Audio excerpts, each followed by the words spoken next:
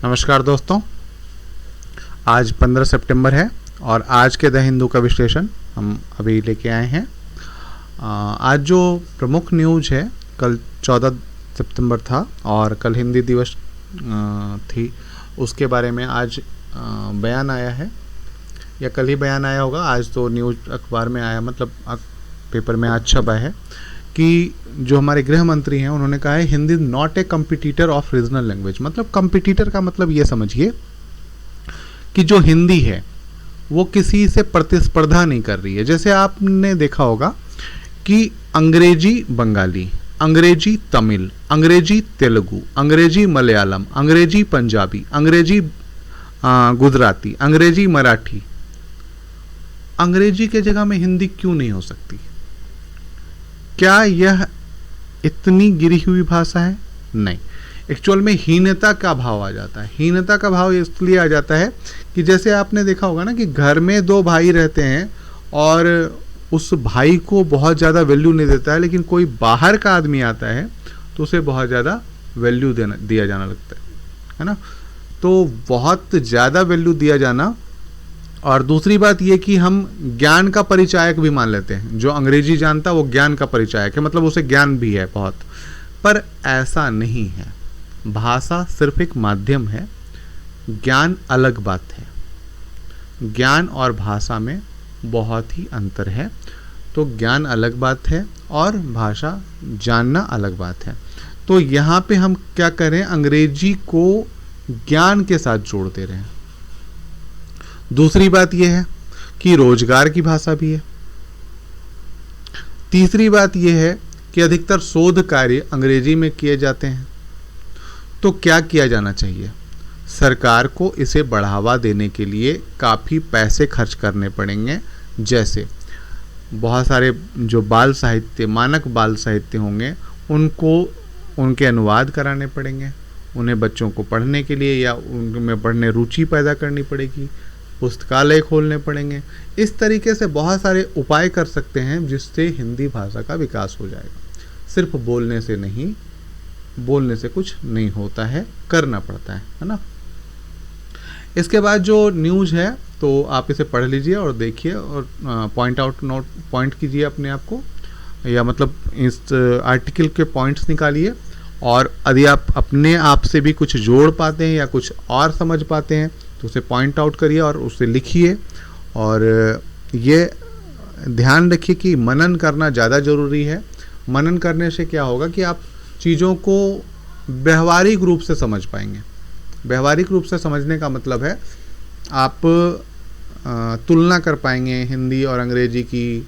क्या कारण है कि अंग्रेजी आगे है, किस तरीके से हम आगे बढ़ा सकते हैं। तो इस तरीके की चीज़ें आप आसानी से कर सकते हैं। इसके बाद है cabinet approves addition of 4 tribes to ST list. ST list जो है उसमें 4 जनजातियों को शामिल किया गया है। उनमें जो हैं छत्तीसगढ़, हिमाचल प्रदेश और तमिलनाडु से। तो ये 3 राज्यों से 4 जनजातियाँ। कौन कौन से जारी किए गए हैं? तो Hatti tribes in Transgiri area, Sirmaur district, Himachal Pradesh में। नरी कोरावन एंड कुरीविकरन, है ना, hill tribes of Tamil Nadu, and Binjhia tribes in Chhattisgarh, which was listed in ST in Jharkhand and Odisha but not in Chhattisgarh. Jharkhand और उड़ीसा में शामिल थे बट छत्तीसगढ़ में शामिल नहीं थे। तो आपको ये पता करना है कि ये शेड्यूल्ड ट्राइब्स में जाने के लिए किस प्रकार की प्रक्रियाओं का पालन करना पड़ता है। क्या ऐसे भी किसी जाति को शामिल कर दिया जा सकता है? संविधान में क्या प्रक्रिया दी है, इसके बारे में आपको जानना है। उसके बाद है UNESCO expert visit Hassan Hoysala temple. अब होयसल टेम्पल कहाँ पे है? होयसल हम्पी में, कर्नाटक, याद होगा आपको, ठीक है। तो वहाँ यदि विजिट किया गया है यूनेस्को एक्सपर्ट द्वारा तो मे भी कुछ विशेष है। तो आप इसे अच्छे से होयसल टेम्पल के बारे में जान लें और कब निर्मित किया गया था, किसने निर्मित कराया था, है ना। इसे जान के आप इसे लिख लें, ठीक है। इसके बाद है political storm over shifting of Vedanta unit. अब ये समझिए कि जो वेदांता यूनिट लगा रहा है वियतनाम के साथ मिलकर, 20 बिलियन डॉलर का जो सेटअप लगा रहा है, वो कहाँ से ले जा रहा है? महाराष्ट्र से उठा के अहमदाबाद, गुजरात ले जा रहा है। तो आखिर ऐसा क्या हुआ कि महाराष्ट्र से उठा के जाने लगा? इसी पे बहुत राजनीतिक घमासान मचा हुआ है। तो आखिर ऐसा क्या होता है कि कोई कंपनी, किसी कंपनी को मजबूर होना पड़ता है एक राज्य से दूसरे राज्य में जाने के लिए? तो इसके बारे में पढ़िए, क्या मजबूरियां होती हैं और आप प्रशासनिक एथिक्स जो है उससे किस तरीके से इससे निपट सकते हैं, कोई दबाव हो तो किस तरीके से निपटेंगे, इसके बारे में थोड़ा जानिए, ठीक है। इसके बाद है clear stray dogs from public places. जो स्ट्रे डॉग्स हैं, है ना, उनको पब्लिक प्लेस से हटा देना चाहिए, क्योंकि आज कुछ दिनों से बहुत ज़्यादा मुद्दे आ रहे हैं या बहुत ज़्यादा कि घटनाएं आ रही हैं कि कुत्ते ने इसको काट लिया, कुत्ते ने, तो इस तरीके की घटनाओं को रोकने के लिए ऐसा ऑर्डर दिया गया है। The future of old times in India, आज इसके लिए एडिटोरियल भी दिया गया है।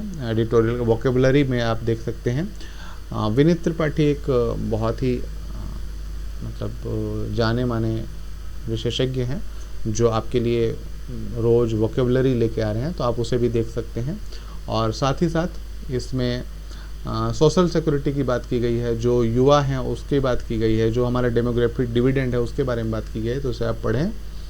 इसके बाद है India's growing water crisis, the seen and unseen.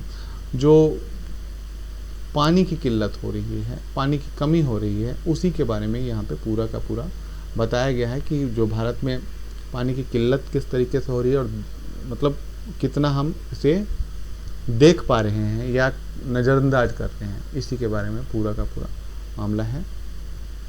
इसके बाद है एग्जामिंग द डोलो स्कैंडल। आपने सुना होगा जब कोविड-19 का टाइम था, उस समय सभी लोगों ने, लगभग सभी लोगों ने डोलो 650 खाई थी, और इसके लिए जो कच्चा माल था वो चीन से आ रहा था। डोलो 650 की बहुत ज़्यादा बिक्री हुई थी, है ना। तो ये स्कैंडल था या जानबूझ किस तरीके से किया गया था, इसी के बारे में बात की गई है। उसके बाद है the subsidy debate need to reckon with power. The subsidy debate need to reckon power, जो बिजली में सब्सिडी दी जा रही है उसी के बारे में बात की गई है, और कहाँ कहाँ किन राज्यों में कितनी सब्सिडी दी जा रही है और कितना मतलब घाटा हो रहा है या किस तरीके की दिक्कतें आ रही हैं, इसके बारे में बात की जा रही है। फ्री भी देना चाहिए या नहीं देना चाहिए, क्या यह बिजली सब्सिडी देना फ्री भी है या नहीं है, इसी के बारे में पूरी बात की गई है। इसके बाद है the law down of the essential medicine list. जो एसेंशियल मेडिसिन लिस्ट है, कल ही बताया था कि आवश्यक जो दवाएं हैं उनकी एक लिस्ट बनाई गई है, उसमें कुछ जोड़ा गया और कुछ हटा दिया गया है। तो आखिर किन दवाओं को हटा दिया गया, और जैसे 34 न्यू ड्रग्स को जोड़ दिया गया और 26 ड्रग्स को हटा दिया गया है, तो किन ड्रग्स को जोड़ा गया और किन ड्रग्स को हटाया गया, इसके पीछे क्या कारण है, क्यों ऐसा किया जाता है, इसके बारे में एक्सप्लेन किया गया है, तो आप इसे पढ़िए। उसके बाद है EWS quota an affront to equal society, है ना। EWS कोटा के बारे में बात की गई है, तो उसे आप यहाँ पे देखिए। और फिर से एक पक्ष तो वो था कि आप गरीबी उन्मूलन कार्यक्रम की तरह जैसे आरक्षण को नहीं लगा सकते या 10% आरक्षण नहीं दे सकते, यहाँ पे इसी के बारे में चर्चा की गई है, आप इसे पढ़िए। इसके बाद जो है अगला, इसके बाद जो है SCO flight anti west dictators club, है ना। तो जो संघाई कॉपरेशन ऑर्गेनाइजेशन है वो, उसके बारे में कहा गया कि जो है, जो यूरोप की जो दादागिरी है, यूरोप का जो तानाशाही है, उसके खिलाफ मतलब ये क्लब बनेगा, है ना। SCO fight anti west dictators club, है ना। पश्चिम के विरोध में, पश्चिम के तानाशाहों के खिलाफ ये क्लब बनेगा, इसी के बारे में न्यूज एनालिसिस है। और भारत का क्या रोल है, जैसे यहाँ पे आपने देखा होगा कि भारत को छोड़ दिया जाए तो Vladimir Putin, Xi Jinping, Iranian president Ibrahim Raisi, Turkish president Recep ये प्रतिगोन, है ना।